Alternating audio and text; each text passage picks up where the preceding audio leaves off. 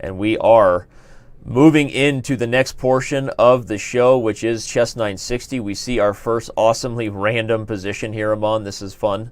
Yes. Giri enjoying this. He's now bounced back after losing 2 games. He won 3 in a row.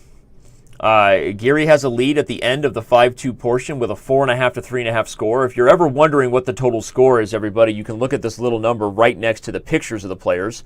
If you look right down here where my mouse is, you can see that the pictures of the players tell you the score right next to their name.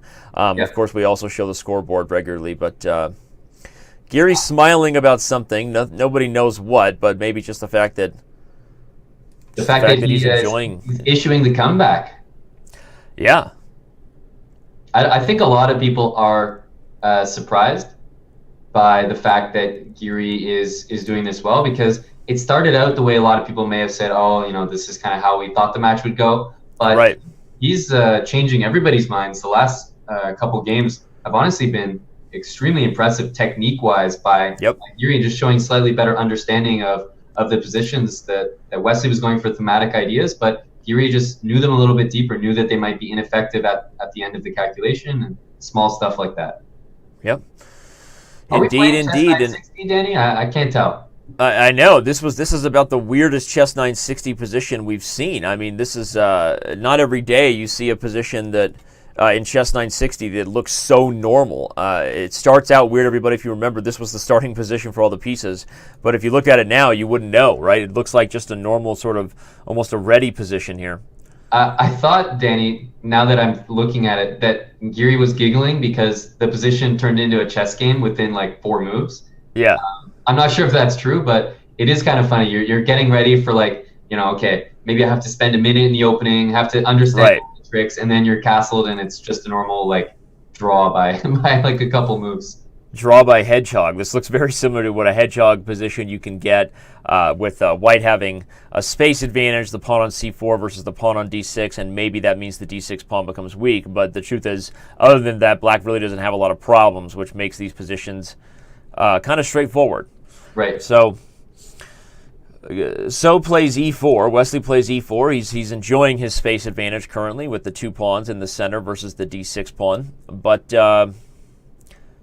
yeah, this is about, I mean, I don't want to call it boring again, but this is about as boring a 𝙬𝙬𝙬𝙬 position as we had. Kind of the opposite of yesterday's 𝙬𝙬𝙬𝙬 games. Those were nuts. Yeah, that's the problem, Danny, or not the problem, but, you know, it happens when it is random. That's the whole point. It is 𝙬𝙬𝙬𝙬. It's just a random generated position. So you will get ones where the pieces, they don't fall on the same squares, but within 2 to 3 moves, you can put them all on normal squares. Right. So unfortunately, this has got to be one of the most boring or dull 𝙬𝙬𝙬𝙬 positions you could have. And the thing is, you can't really change it. If your pieces can go to normal squares, you got to put them there. You can't try to be creative. Your opponent's just going to play normal chess.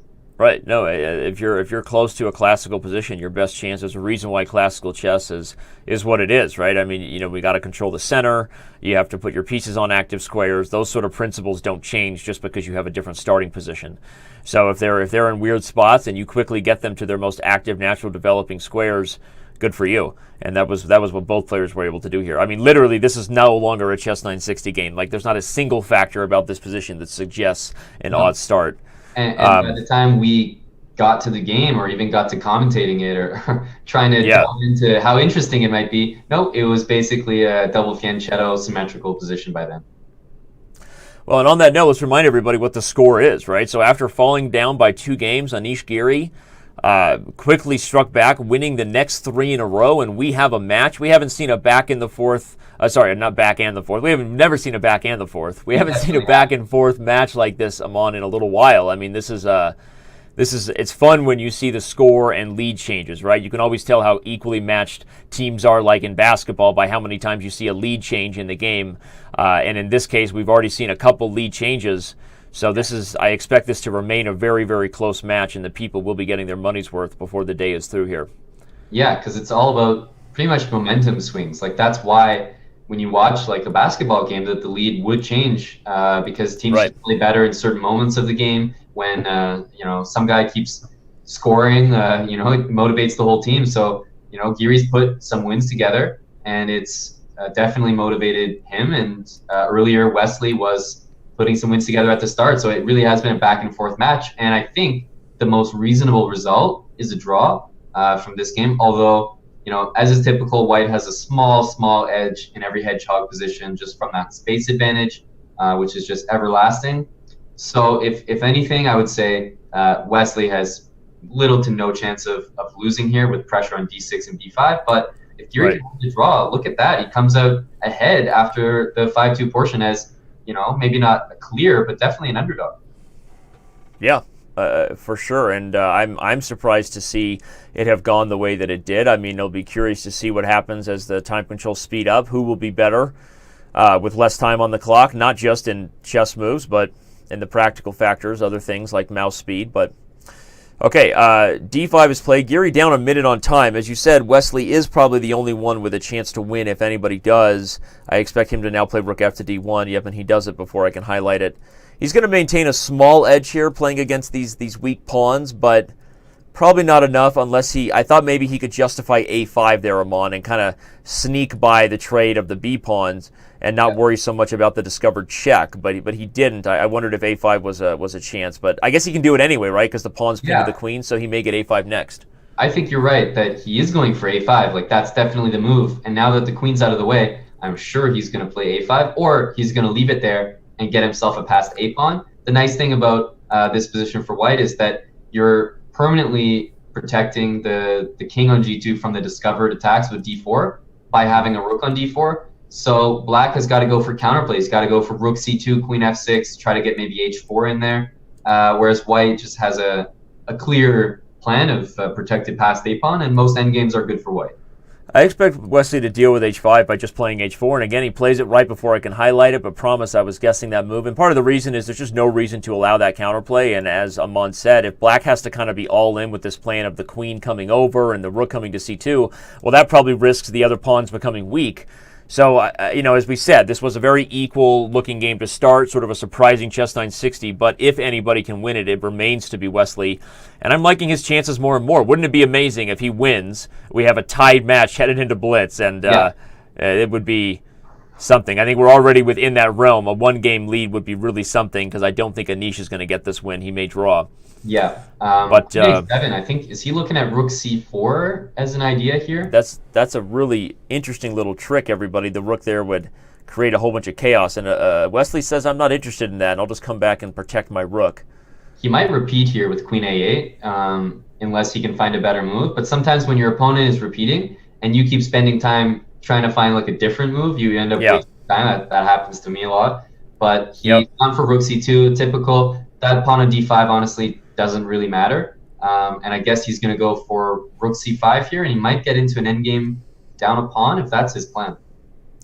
It's interesting, though. I mean, if rook c5, the d pawn falls, White will keep the b pawn as the only advantage. As you said, likely not enough to win in a rook ending, but it's going to allow Wesley to keep pushing, and if you get your opponent under enough time pressure, who knows, right? Stranger things have happened in blitz chess like this. So Wesley would really like to find a way to convert on this win, a win that probably isn't possible to get in classical chess with solid defense, but maybe enough to get in blitz. Yep, and if you play something like queen b7 here, and you probably White would play maybe queen f3, then I'm assuming that if White can, he wants to keep like rook takes d5, rook takes d5. He wants to keep the queens on the board as long as possible. If Black could force them off, the nice thing is that if you imagine rook takes d5, queen takes d5. He goes for it. The nice thing is, Danny, that rook, no matter what happens, if you play rook b8, I can play rook d3, and if you do this, I can get my pawn to b5 protected by my rook. So I get to keep my rook beside my pawn. I think this actually has decent winning chances, right? Believe it or not. I mean, I know this is what has changed from what our initial evaluation was. Well, you kind of expect White might have ended up in a position where the rook was in front of the b pawn, like on rook on b7 here or something, which is it's much harder to win those games when the rook is not ideally placed, always getting in the pawn's way. But now with the rook on the 5th rank, there's real opportunities where the White king can sometimes try to run up, and that's why Wesley goes to f1. He'd like to run this king up and actually help the pawn advance. The risk, of course, of doing that is the moment this king starts running, will you get there in time before the black rook gets counterplay against your kingside pawns? But this has real winning chances for white. No, Danny, I wish I knew my endgames well enough to just sit here and tell you, hey, Danny, this is winning, this is drawing. But if I can remember correctly, I'm pretty sure that the plan of just moving the king over, even at the cost of the f3 pawn, if that does happen, you kick the rook off the b file, and then suddenly b6 threatens to play rook b5, getting the rook behind the pawn. That's very dangerous to deal with. Yeah, there was a really interesting rook ending video series on chess.com. Back when that was my job, I watched every video and wrote every intro, not by me, but by Grandmaster Melikachian, and he had some really interesting, instructive examples where this sort of thing happened to him on, with a rook on the 5th rank, guarding a pawn, whether it was a B pawn or a C pawn or an A pawn, and showing the different ideas that are winning, and exactly what you said. The king runs, then he comes up, he gives up the F pawn, but the rook is in a nice position to guard both, and as we see Anish shake his head there, there are often resourceful drawing chances, but they're not the kind of comfortable draw I'm on, where whenever we're playing these rook endings, you really kind of want it to be a principal draw, not a draw that required a bunch of calculation. Yeah. There are often draws for black, but they require time on the clock. They require the ability to have some time to calculate and go for some crazy lines where you sack your rook or something. Yeah. So this is going to be tough for Giri for sure. So he's given up on that plan of moving the rook up the board. He's trying to say, I'm going to keep your king cut off on the 1st rank, and at some point you feel like white's got to play the move f5 and maybe try to take on h5 and get it past the h pawn that way. But also you can't really do that with your king on c1. You want it closer to the king side. So yeah, now Wesley wants to have his king in a position to guard the g pawn, thus allowing white to kind of make this a real threat that Amon is saying. But he's going to play tickle here a little bit. I don't think he's going to repeat, because why, when you're the only one who can win and your opponent's down on time? Yeah, of course. But maybe Wesley doesn't exactly see the forced win yet, so I imagine he's calculating moves like f5 right now. In fact, here he goes. He has to play f5. I don't think there's any other way to proceed. You have to take that. I guess black can try for the move f4 soon, which he can think about. As soon as you take on as soon as you take on b5, there's g4 in the position, but I think black is pretty close to a draw here, I would say. There you go. f6 I think is kind of key, because that's going to allow the rook to move without f5 hanging. But was king e2 important there? Yeah, I think king e2 is coming though, and then h5 and h6. I mean, this looks scary for Giri. Was king e2 important last move after f6, so that when the rook moves, rook takes f5?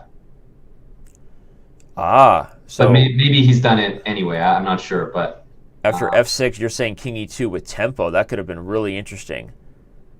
Yeah, because the trade would favor white. White is going to win the king and pawn ending. Yeah, he may be winning here anyway, but I agree with you that could have been a tempo missed by Wesley, an opportunity missed. Yeah. Well, this looks pretty close to a draw, although look at that time. He has got to show us now, how accurate he can be with seconds on the clock, because king g1 is coming. He's living off the increment. That time he got down to about 1 second with 2 seconds on the clock. Where increment, this is time pressure like we haven't seen it yet in any of the games, Amon. Yep, this is very tough. He's trying to. I mean, he's gaining time right now, and he realizes that he only has to play king e5, king e4, and just shut. Right, that's key. Once you find that sort of you figured out the draw. Okay, well the white king's going to come to f3 now, which is. Yeah. And then you get more space for your rook with rook h1, so I don't think he'll be that concerned with that. Is g4 an idea? A little trick? g4, yeah.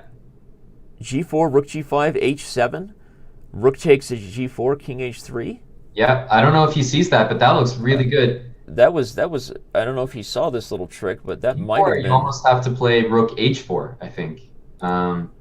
But if that was the case, then if g4, rook h4, we almost have a chance for a second pass pawn. But okay, maybe it holds anyway. But one thing I know is that the h and g pawns, if black can get his king to h7, it is a draw, even without the f pawn. Even if he managed to become connected with g5 and h6. I think there was a famous game from the World Blitz where Magnus Carlsen drew his black against Levon Aronian, and Levon was like, man, what the heck? I have two connected pass pawns, and he's just sitting on g6 and rook on a6 for black, and just a draw. He's gone for it. He's gone for this idea, which is a fun one, to free this opportunity for the king to come up. Yeah. Well, it's his last-ditch chance to try to win. Probably still a draw. Resourceful heads up there by Giri. What in the world? Wesley, did he just trick him to a win? Rook G1, Rook G3. I think he's trying to. I think he did. I think Wesley just swindled him. Yeah, he had the Rook H4 move. Quite impressive. Whoa! We just saw a rook-ending win, and Giri is not happy about that. Gonna take his break, rips out his headphones, and we have the Empire struck back on that one, Amon. What in the world? But how complicated was that endgame? We couldn't keep up with it because No, it was not at all. nuts.